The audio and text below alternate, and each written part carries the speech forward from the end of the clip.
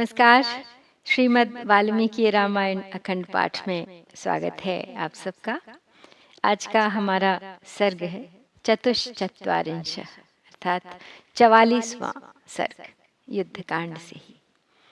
आज के सर्ग में है रात में वानरों और राक्षसों का घोर युद्ध, अंगद के द्वारा इंद्रजीत की पराजय और माया से अदृश्य हुए इंद्रजीत का नागमय बाणों द्वारा श्री राम और लक्ष्मण को बांधना। तो चलिए प्रारंभ करते हैं आज का पाठ। युध्यतामेव तेषां तु तदा वानर रक्षसां रविरस्तं गतो रात्रिः प्रवृत्ता प्राणहारिणी अन्योन्यं बद्धवैराणां घोराणां जयमिच्छतां संप्रवृत्तं निशायुद्धं तदा वानररक्षसां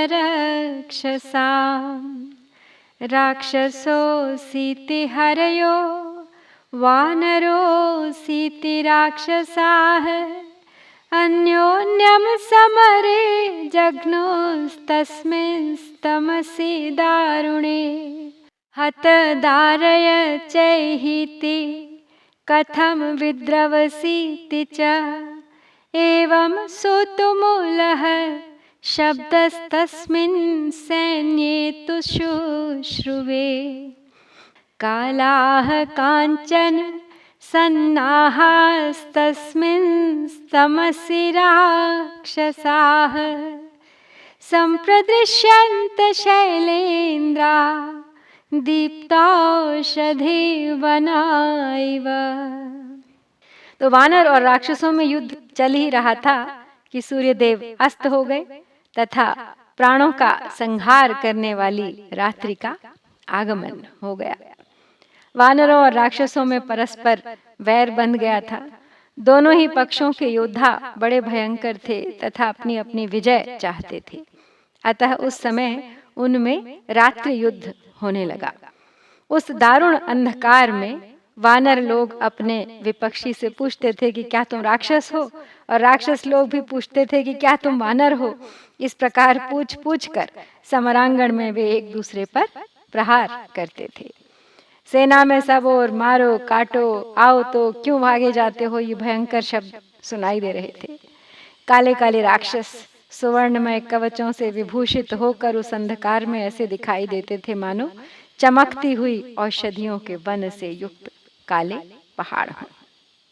तस्मिंस्तमसि दुष्पारे राक्षसाः क्रोधमूर्छिताः परिपेतुर्महावेगा भक्षयन्तः प्लवङ्गमान् ते हयान् काञ्चना पीडान् ध्वजांश्चाशी विशोपमान् आप्लुत्य दशनैस्तीक्ष्णैर्भीमकोपाव्यधारयन् वानरा बलिनो युद्धे अक्षोभयन् राक्षसीं चमो कुञ्जरान् कुञ्जरारोहान् पताकाध्वजनोरथान् चकर्षुश्च ददंशुश्च दशनैः क्रोधरमूर्छिताः लक्ष्मणश्चापि रामश्च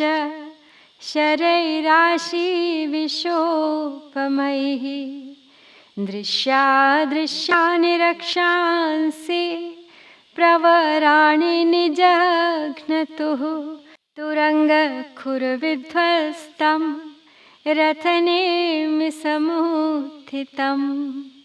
तो उस अंधकार से पार पाना कठिन हो रहा था। उसमें क्रोध से अधीर हुए महान वेगशाली राक्षस वानरों को खाते हुए उन पर सब ओर से टूट पड़े। ये माना जाता है कि सूर्यास्त के बाद प्रदोष काल से लेकर पूरी रात भर राक्षसों का बल अधिक बढ़ा होता है, इसीलिए वे सूर्यास्त होने की प्रतीक्षा कर रहे थे। तो राक्षसों के उस महान वेग को देखकर वानरों का कोप बड़ा भयानक हो उठा।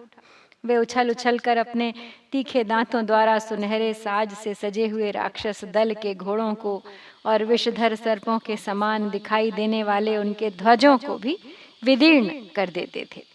बलवान वानरों ने युद्ध में राक्षस सेना के भीतर हलचल मचा दी। वे सब के सब क्रोध से पागल हो रहे थे। अतः हाथियों एवं हाथी सवारों को तथा ध्वजा पताका से सुशोभित रथों को भी खींच लेते थे और दांतों से काट काट कर क्षत विक्षत कर देते थे।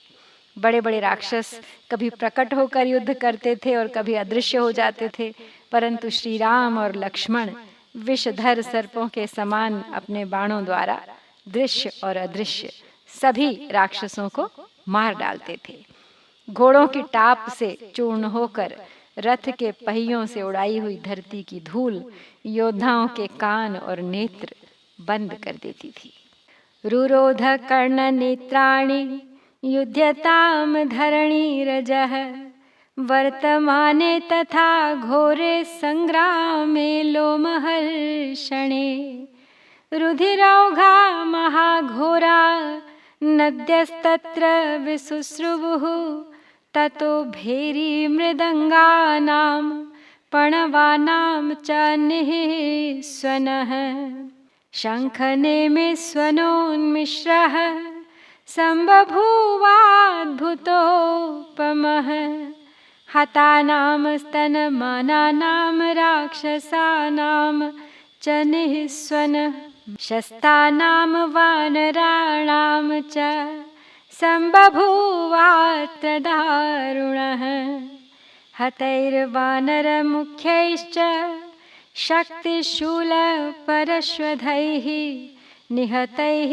पर्वताकारैः राक्षसैः कामरूपिभिः शस्त्रपुष्पोपहारा च तत्रासीद् युद्धमेदिनी दुर्गेया दुर्निवेशा च शोणितास्त्रावकर्दमा। तो इस प्रकार रोमांचकारी भयंकर संग्राम के छिड़ जाने पर वहां रक्त के प्रवाह को बहाने वाली खून की बड़ी भयंकर नदियां बहने लगीं। तदनंतर भेरी मृदंग और पणव आदि बाजों की ध्वनि होने लगी, जो शंखों के शब्द तथा रथ के पहियों की घरघराहट से मिलकर बड़ी अद्भुत जान पड़ती थी। घायल होकर कराहते हुए राक्षसों और शस्त्रों से क्षत विक्षत हुए वानरों का आर्तनाद वहां बड़ा भयंकर प्रतीत होता था। शक्तिशूल और फरसों से मारे गए मुख्य मुख्य वानरों तथा वानरों द्वारा काल के गाल में डाले गए इच्छानुसार रूप धारण करने में समर्थ पर्वताकार राक्षसों से उपलक्षित उस युद्ध भूमि में रक्त के प्रवाह से कीच हो गई थी। उसे पहचानना कठिन हो रहा था तथा वहां ठहरना तो और मुश्किल हो गया था। ऐसा जान पड़ता था उस भूमि को शस्त्र रूपी पुष्पों का उपहार अर्पित किया गया है। सा बभूव निशा घोरा हरिराक्षसहारिणी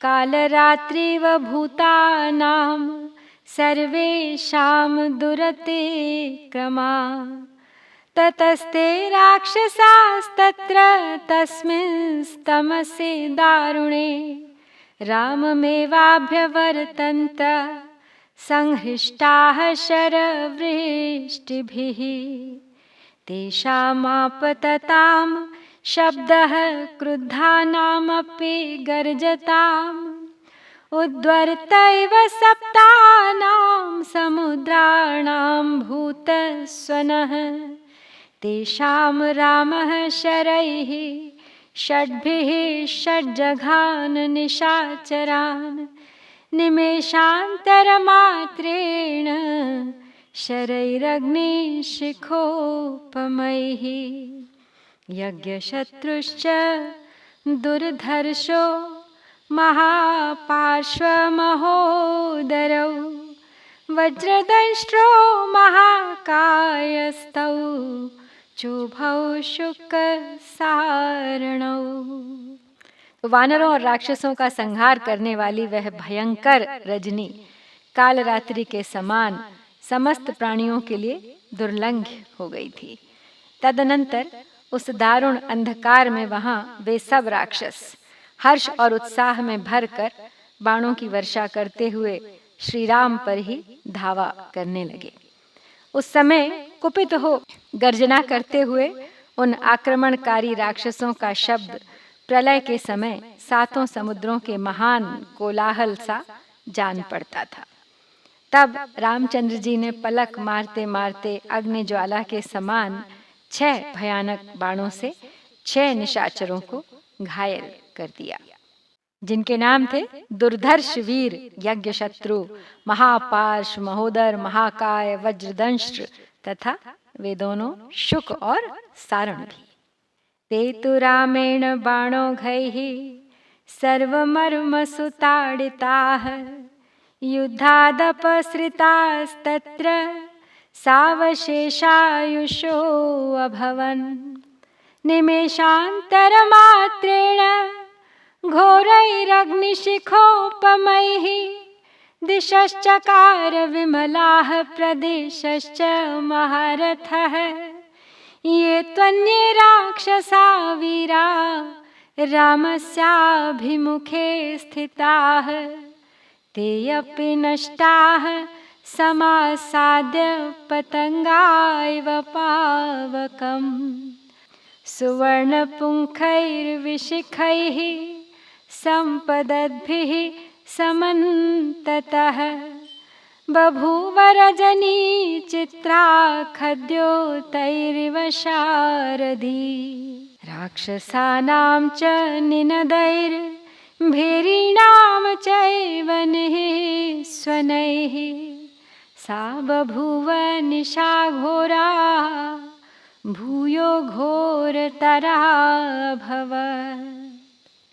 तो श्री राम के बाण समूहों से सारे मर्म स्थानों में चोट पहुंचने के कारण वे 6 राक्षस युद्ध छोड़कर भाग गए।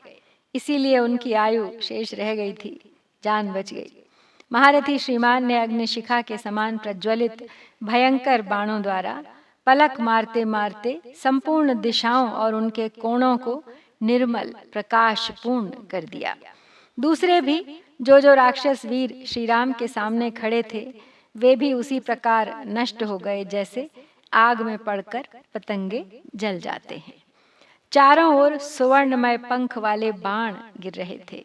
उनकी प्रभा से वह रजनी जुगनुओं से विचित्र दिखाई देने वाली शरद ऋतु की रात्रि के समान अद्भुत प्रतीत होती थी। राक्षसों के सिंहनादों और भेरियों की आवाजों से वह भयानक रात्रि और भी भयंकर हो उठी थी। तेन शब्देन महता प्रवृद्धेन समन्ततः त्रिकूटः कन्दराकीर्णः प्रव्याहर दिवाचलः गोलाङ्गूला महाकायास्तमसा तुल्यवर्चसः सम्परिष्वज्य बाहुभ्यां भक्षयन् रजनीचरान् अंगदस्तु रणे शत्रून् निहन्तुं समुपस्थितः रावणिं निजघानाशु सारथिं च हयानपि इन्द्रजित्तु रथं त्यक्त्वा हताश्वो हतसारथिः अंगदेन महाकायस्तत्रैवान्तरधीयत तत्कर्म वालिपुत्रस्य सर्वे देवाः सहर्षिभिः तुष्टुवुः पूजनार्हस्य तौ चोभौ रामलक्ष्मणौ। तो सब ओर फैले हुए उस महान शब्द से प्रतिध्वनित हो कंदराओं से व्याप्त त्रिकूट पर्वत मानो किसी की बात का उत्तर देता सा जान पड़ता था। लंगूर जाति के विशाल काय वानर जो अंधकार के समान काले थे निशाचरों को दोनों भुजाओं में कस कर मार डालते थे और उन्हें कुत्ते आदि को खिला भी देते थे। दूसरी ओर अंगद रणभूमि में शत्रुओं का संहार करने के लिए आगे बढ़े। उन्होंने रावण पुत्र इंद्रजीत को घायल कर दिया तथा उसके सारथी और घोड़ों को भी यमलोक पहुंचा दिया। अंगद के द्वारा घोड़े और सारथी के मारे जाने पर महान कष्ट में पड़ा हुआ इंद्रजीत रथ को छोड़कर वहीं अंतर्ध्यान हो गया। अब प्रशंसा के योग्य वाले कुमार अंगद के उस पराक्रम की ऋषियों सहित देवताओं तथा दोनों भाई श्री राम और लक्ष्मण ने भी भूरि भूरि प्रशंसा की। प्रभावम सर्वभूतानि विदुरिन्द्रजितो युधि ततस्ते तं महात्मानं दृष्ट्वा तुष्टाः प्रदर्शितम्।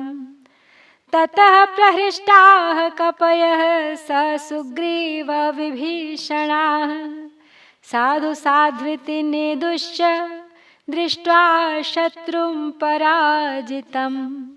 इन्द्रजित्तु तदानेन निर्जितो भीमकर्मणा संयुगे वालिपुत्रेण क्रोधं चक्रे सुदारुणम्। सोऽन्तर्धानगतः पापो रावणीरणकर्षितः ब्रह्मदत्तवरो वीरो रावणिः क्रोधमूर्छितः। अदृश्यो निशितान् बाणान् मुमोचाश निवर्चसः रामं च लक्ष्मणं चैव घोरैर्नागमयैः शरैः। संपूर्ण प्राणी युद्ध में इंद्रजीत के प्रभाव को जानते थे, अतः अंगद के द्वारा उसको पराजित हुआ देख उन महात्मा अंगद पर दृष्टिपात करके सबको बड़ी प्रसन्नता हुई। शत्रु को पराजित हुआ देख सुग्रीव और विभीषण सहित सब वानर बड़े प्रसन्न हुए और अंगद को साधुवाद देने लगे। युद्ध स्थल में भयानक कर्म करने वाले वालिपुत्र अंगद से पराजित होकर इंद्रजीत ने बड़ा भयंकर क्रोध प्रकट किया। रावण कुमार वीर इंद्रजीत ब्रह्मा जी से वर प्राप्त कर चुका था। युद्ध में अधिक कष्ट पाने के कारण वह पापी रावण पुत्र क्रोध से अचेत सा हो रहा था। अतः अंतर्धान विद्या का आश्रय ले अदृश्य हो उसने वज्र के समान तेजस्वी और तीखे बाण बरसाने आरंभ किए। बिभेद समरे क्रुद्धः सर्वगात्रेषु राक्षसः मायया संवृतस्तत्र मोहयन् राघवौ युधि। अदृश्यः सर्वभूतानां कूटयोधी निशाचरः बबन्ध शरबन्धेन भ्रातरौ रामलक्ष्मणौ। तौ तेन पुरुषव्याघ्रौ क्रुद्धेनाशि विषैः शरैः सहसाभिहतौ वीरौ तदा प्रेक्षन्तवानराः। प्रकाशरूपस्तु यदा न शक्तस्तौ बाधितुं राक्षसराजपुत्रः मायां प्रयोक्तुं समुपाजगाम बबन्धतौ राजसुतौ दुरात्मा। तो समरांगण में कुपित हुए इंद्रजीत ने घोर सर्पमय बाणों द्वारा श्री राम और लक्ष्मण को घायल कर दिया। वे दोनों रघुवंशी बंधु अपने सभी अंगों में चोट खाकर क्षत विक्षत हो रहे थे।